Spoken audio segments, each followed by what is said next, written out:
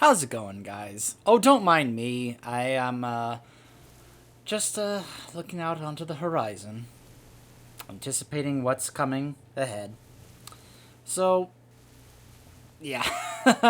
I chose to do it with this character and like this. I mean, this character just happened to be here. This is my Nightborn Mage, who I'm clearly still leveling.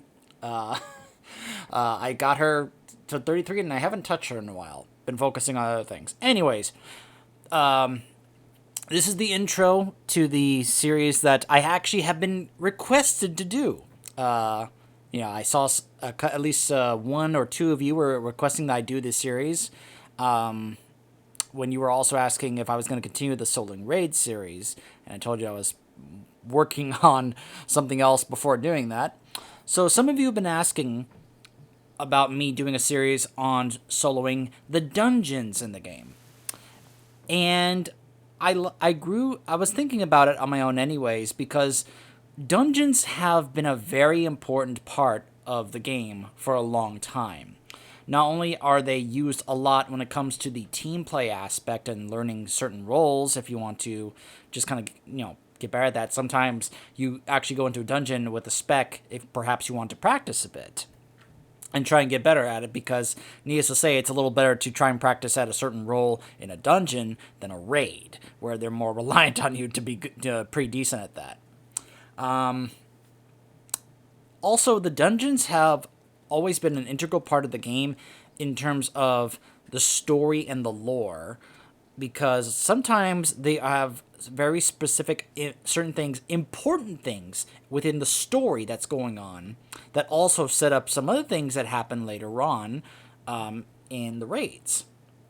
For example, one of my favorite personal examples of this is in Wrath, when you had the three dungeons: the Forge of Souls, the Pit of Saren, and then the Halls of Reflection. These three dungeons were critically important to setting up what was going to happen in Icecrown Citadel, the raid. With the extra information and context that we got, especially in the Halls of Reflection, about the Lich King. From hearing from Uther. And that's not the only example. There have been other times with that as well. Cataclysm had the three dungeons leading into Dragon Soul, with End Time, the Well of Souls. The Well of Eternity. Well of Souls is a whole different thing. What was the? Oh gosh, what was the other one here? The Hour of Twilight, I believe. And then there have been certain other very iconic dungeons throughout the history of this game, like Zulaman and Zul'Gurub, very integral to what was going on with the trolls throughout these various different points. Some dungeons are more interesting, and some there are some like, for example, Hillsbrad Foothills. There's some interesting stuff to show in that dungeon. Some dungeons are not as beloved as others, I will put it that way. Magister's Terrace, very important in showing stuff that happened with Kael'thas and what was going on there. And then you have other dungeons that some people may not look back that fondly on, such as Blackrock Depths. I'll get to that when we get there. The point is that dungeons have been very important and critical throughout the game's history, and integral when it comes to helping tell the story of what's going on, plus adding to the gameplay experience. There have been times I have had a blast in dungeons, with other certain classes and playing other roles and certain specs than others. Dungeons have been a great way for me to practice and get better at playing either a healer or a tank. But I will say, if you're going to play a tank in dungeons, you're usually going to need to make sure that you know more than you would as a healer or a DPS, because you are basically leading the way, unless some other DPS is with you that decides, I'm going to lead the way, and then he charges in and aggroes everything instead of letting the tank do it. But anyway, can you tell I've had some interesting experiences in dungeons?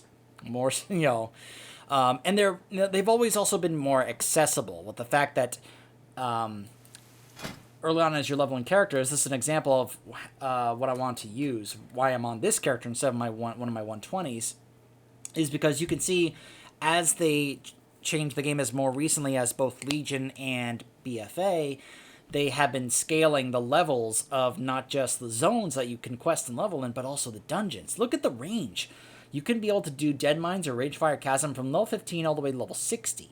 And you get more access to more dungeons to queue up. Now, that's mainly just for the Dungeon Finder tool. You know, you can still do the old method if you want to be like, hey, you know, does anyone want to group up and do this dungeon? You know, like they do in WoW Classic. You know, there's nothing wrong with still being able to do that. But the point is that this is kind of the leveling scaling that they have been doing with this, you know, to add to that experience. Obviously, this is going to change when we get to Shadowlands with the whole level squish thing that's happening. So yeah, I just want to let you guys know about that. That's partly how I'm going to try and determine what order to do these in, because the thing is, these are not entirely accurate when it comes to the placement of the categories here. You'll notice some dungeons here labeled in Classic actually also fall into other categories as well, such as Cataclysm. Notice that Dead Mines is here in Cataclysm, just like here in Classic. You see what I mean? Also, some other dungeons as well, like Sholomance, for example, are in Mists of Pandaria, because some dungeons from Classic or other eras got revamped. They got updated to be part of what was going on during that time. The old and it's unfortunate that the old version of Sholomance from Classic is not accessible in the retail version anymore. If you still want to try that out in Classic, you won't be able to solo it, obviously. Like, the point of the series is to kind of try and solo some of these just to kind of show them off to you. You'd have to actually participate legit, and then good luck trying to get into a group to participate in that, or get into a group that will allow you to participate in that. But anyways, that's not what we're here to talk about. My point is that I won't be able to show you guys what's like soloing the old version of, for example, the Sholomance dungeon, because it's not in the game anymore. It's the Mists of Pandaria one, which I'm okay with, but obviously some people are not okay with. Also, you'll see Scarlet Halls and Scarlet Monastery are here when they're also here in Classic. So the order I'm going to try and do these is very odd and complicated, because timeline-wise, it's a little difficult to figure out which ones take place in which era. Some are a little easier to do so than others. Like, for example, Black Fathom Depths is, I think, somewhat of a classic, but also because of the Twilight's Hammer thing, it's also a Cataclysm one. But, what's another one? Moradon. Oh, yeah, Moradon. This is definitely a classic, and you know how I can tell? Because of the layout. The thing is that classic dungeons were huge. Look at how huge some of these dungeons were, and how many bosses some of them had compared to others. Now, some, are going to be shorter than others. Obviously, Ragefire Chasm, it's only 4 bosses, and it's one zone. Look at that. It's just one zone. Compared to another dungeon, like, for example, Dire Maul.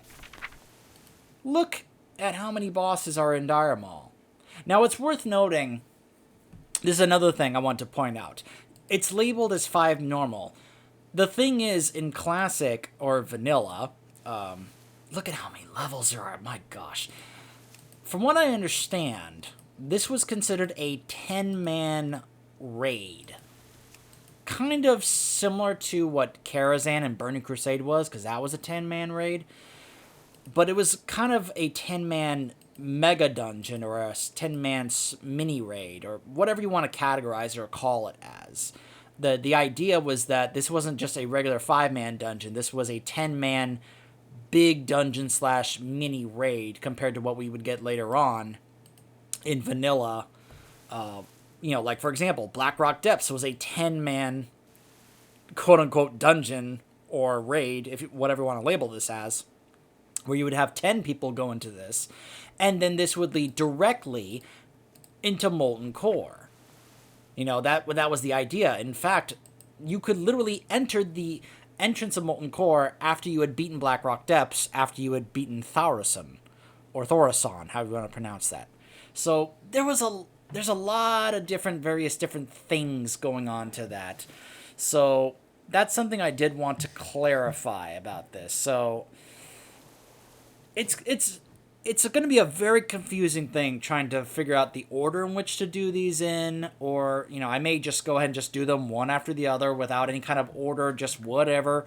I'm going to try and do my best to kind of go over various different things about it. Like, for example, I'll be able to read about the kind of, summary. Now, fortunately, they've tried to update as many. They didn't do this with like the raids, like Molten Core. There's no lore listed here for Lucifron or any of the bosses in Molten Core, for example.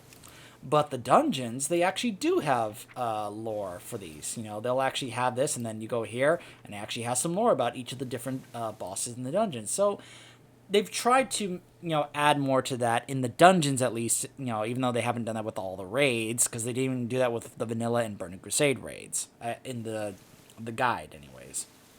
So some take place in other eras more so than others, or some are listed in both multiple categories. It's confusing. So I will try and do what I can when it comes to some kind of orders. I'm not entirely sure. I may just do one after the other just because of how close they are. Like, for example, I may do Scarlet Monster and Scarlet Halls one after the other because they are literally across from each other, the entrances. So yeah, this is going to be an interesting one. So